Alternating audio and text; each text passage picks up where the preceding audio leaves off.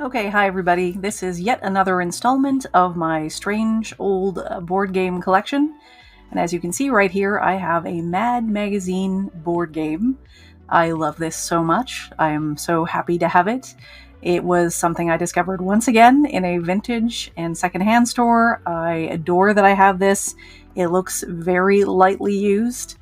And I was a huge Mad Magazine reader back in the day. In the 70s and 80s, whenever I got sick, my only request was some ginger ale and a Mad Magazine if my mother was going into town to pick something up. I grew up on a farm, and Mad Magazine was basically my lifeline to pop culture. We didn't have cable, so I was able to look at some of the movie reviews or send-ups that they would do in the Mad Magazine issues that I read, and I would be able to keep up with pop culture and American politics, and it really created a sense of irreverence and send-up of people in power, and I loved this magazine so much. And of course, it stopped publishing in 2018, which is very sad.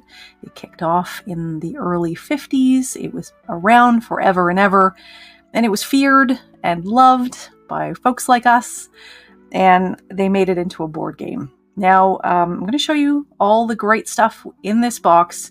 Unfortunately, like a lot of intellectual property board games, this is a bit thin, but you'll see there's some really great aspects to it. Okay, so here is the box, and here is Alfred E. Newman with his friends playing the game. It's very cool, and I love the art, and I was obsessed with the back fold of the Mad Magazine. Really enjoyed every aspect of the interactivity of Mad Magazines. You can see here, there are the original rules. I'm just going to read you a few of them. Be the first player to lose, repeat, lose all your money. Because, of course, it's Mad Magazine, so things are upside down. And there's some really interesting aspects here. Shuffle the cards, then create a draw pile. Select a player, preferably someone honest, to be the banker. And you've got basically a roll and move here with this game. I'll just show you this. And it's meant to be played by 2 to 4 players, ages 8 to adult. You can see here is the rules right there. Very cool. The best part about this game is the board, of course. And you've got a very large play board. Let's see if I can fit that entirely into the camera. And you've got some really interesting elements. So this is a fully translated French and English board. In this case, it actually looks to be, I'm showing you the French side and the English side, which is a really nice addition. I'm very pleased that it does that. So we've got French and English in this particular edition. I'm just going to read you a few of the elements here. So you've got a very grotesque set of toes with take a walk anywhere. Go ahead 1, and again, this is that roll and move. Place 500 under tough luck. Go to any double arrow space. One of your $1,000 is counterfeit. Return it to the bank. So some setbacks there.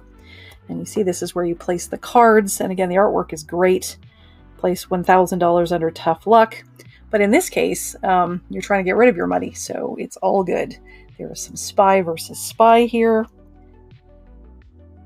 If no one is standing, you lose 1,000. If someone is standing, you win 2,000. Set anyone to tough luck. So lots of really great elements here on the game board. And again, this is sort of the centerpiece of this particular production.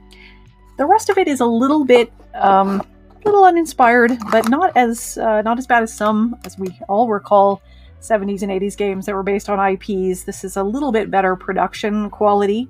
The cards are quite thick and of reasonable stock. It looks like this has never ever been played. And we've got some French language cards here. I'm just going to go and looks like they've got them delineated. So we got French and English cards. So I'm just going to separate those out, and I'll show you those in a sec. And that's French. And we've got the English cards right here with the backs, and they're quite solid. The cardboard is of good quality. And if you are a rock, act like one. If you're good, you lose $1,000. If you're not so good, you win a rock. So classic Mad Magazine humor. Stand up and boo the person on your left. Also lose $1,000. So again, with this game, the goal is to lose money, so that's a good thing. And here we have change money with the person on your left. So you can have some real reversals like the game Flux, if you're familiar with that game where the rules constantly change. If one or more of the following letters are in your name, you lose the amount indicated. And the letters here are GOAT, and each one is worth a particular amount of money. Put this card on your head and walk around the table backwards. If it doesn't fall off before you sit down, you lose 1,000. So the goal is to keep that on your head because the goal is to lose money. Plan ahead, move to any space on the board. If you are a girl person, win $500. So there's a penalty for being a woman in this game. If you're a boy person, win or lose 1,000. So benefit for being male. If you like this game, cross your legs, sit on your hands, cackle like a chicken, and lose 1 egg and also $500. So again, some of that Mad Magazine humor. I'll read just one more. Change money with the person on your right. So again, that reversal. So those are some of the English cards. And again, you've got that delineation of French and English cards. I'll just show you a few of those. And again, pretty decent quality cards with some really good artwork on them. Okay.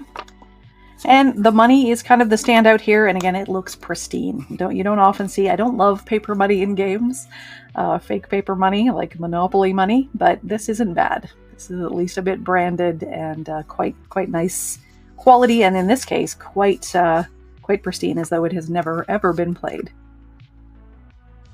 Different denominations: 500, 1,000, and 5,000. So that's the money in this game.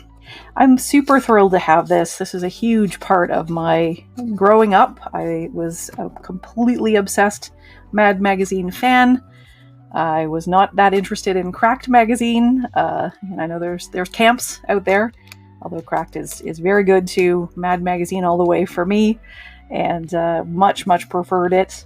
And I really loved a lot of, I used to want to actually be an animator. I actually built up a portfolio and studied art when I was in high school, but I decided instead to go into journalism as part of my formal education instead of pursuing my passion for art. But Mad Magazine was a big part of my obsession with animation and with drawing and with satire. What a cool thing to have. I'm actually we got a little example here. Old Maid, stay right here until something rolls a 1 or 7. So you get stuck in certain parts of the board. That just caught my eye. So this is the Mad Magazine board game. And again, hugely happy to have this as part of my collection because I am and was a obsessed Mad Magazine fan. Very cool to have this. Thanks so much for watching this video. I really appreciate it. And I'm going to try and keep doing one of these a day. I actually am rewarding myself doing these every time I finish grading some papers. I make a little video like this one just to capture what I've got in my collection. And if you enjoy this, again, click that like button, share it with a friend. It means a lot to me that you're listening. Thanks.